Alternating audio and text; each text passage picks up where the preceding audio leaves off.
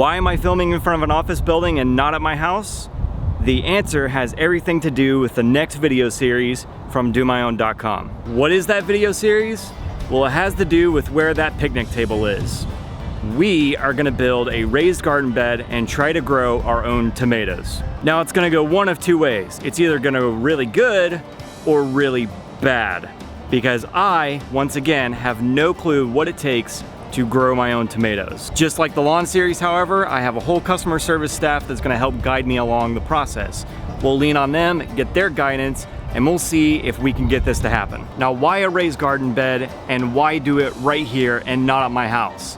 Let's answer that first question. With a raised garden bed, you can get twice as many vegetables in the same space as you would if you were to dig out the ground and put it at ground level. A raised garden bed will warm quicker, it can be planted sooner, and it will also extend the growing season because it focuses all the soil resources in one area. There's a whole bunch of different ways that you can build a raised garden bed. They sell pre-made plastic ones that simply snap together in the location that you want. I've heard some people using old pallets to build a raised garden bed. We're gonna go really DIY on this. We're gonna go to our local lumber yard, buy our own lumber, and build it from scratch. Before we build the garden bed, however, we gotta move this picnic table.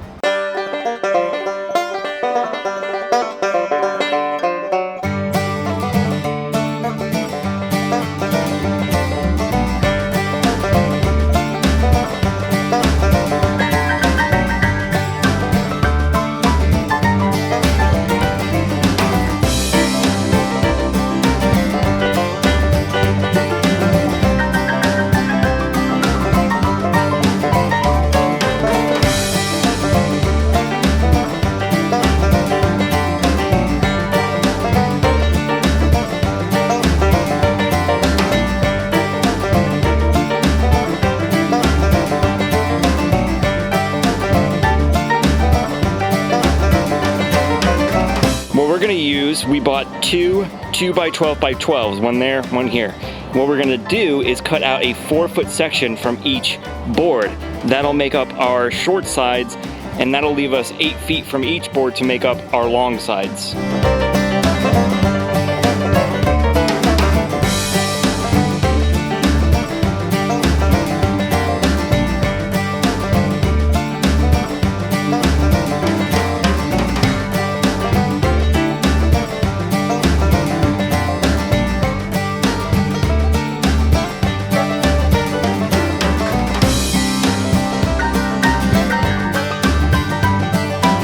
I've cut out my two 4-foot sections, leaving me with two long 8-foot sections, so we're gonna be making a 4x8 garden box.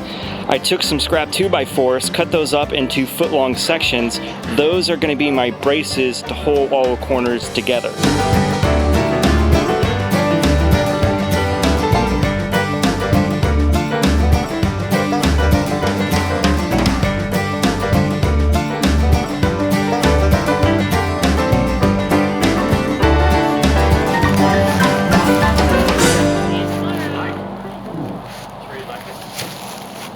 High five to my coworkers for helping me build the box. I stayed away from using pressure-treated lumber because I did not want the chemicals getting into my soil and risk harming my plants. The downside to using this lumber, it's not gonna last as long as if you were to use a pressure-treated lumber. This will last you for a good 3 to 4 years versus pressure-treated that will last you up to, say, 10 years. As for the sides of the bed, I went for a full foot, a full 12 inches. You want a minimum of 6 to 8 because you want the root system of your plants to really get down deep and establish themselves so that they're nice and strong. The reason we chose to build the bed here instead of somewhere at my house, there's not a really good spot at my house that has 8 hours of direct sunlight. This spot right here in front of our office building, we've got that. We've got a minimum of 8, if not more, hours of direct sunlight. The reason we're doing a raised bed versus a standard flat earth bed, we can get twice the vegetable production out of a raised versus a flat. We can also plant our vegetables closer together because we have better control of our soil conditions. And let's talk about that, soil conditions. With a raised bed, we can put whatever we want in there. Gardening soil, organic materials, compost our own, mix up our own soil, put it in there. We have better control of what we're planting in a raised bed versus a standard flat bed. Also with a raised bed, because we're not walking or stepping in it, we reduce the amount of soil compaction that we have. Soil compaction, again, will inhibit growth, it'll stop oxygen uptake, and reduce the amount of water circulation throughout your garden bed. We have better drainage on a raised bed as well, and that's good because the more drainage we have, the less chances we have of disease or rot setting into our plants. Better air circulation, better sunshine, and most importantly, better water conservation. With a raised bed like this, you're only gonna water where the vegetables are growing. We do have plans of putting a soaker hose system throughout the bed, and we'll talk about that when we get to that stage. We have easier pest and weed control on a raised bed like this as well. We can build a fence with some netting on it to keep animals or other pests out that we don't want crawling in there. Weeding is much easier in a bed like this as well because we can put more plants in there that will shade out weeds from setting in, and if we do have weeds going in there, it'll be easy to pick them out by hand. We can start planting in a raised garden bed like this earlier in the season and later as well because it warms up and stays warmer than a standard flat earth bed. The lumber and the decking screws that we use to hold it all together maybe cost us a total of 40 bucks, and while that's an initial cost up front, over time, you're gonna end up saving money. What I mean by that is you're concentrating all your resources into a smaller area.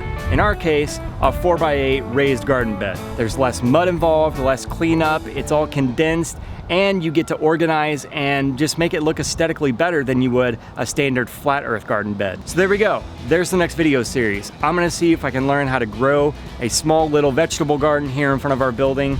And yeah, we'll just see how it goes. I've never grown a garden. I don't know what it takes. I'm gonna learn as I go, just like I did with the lawn. We're not done with the lawn series. We're gonna keep making videos there. There's still other things that I gotta do in my yard that will hopefully benefit you, but we also wanna see what it's gonna take to grow a garden. I've never done it before.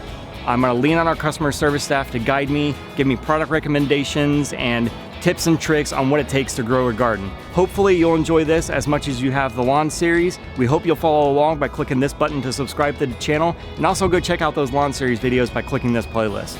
And as always, thanks for watching.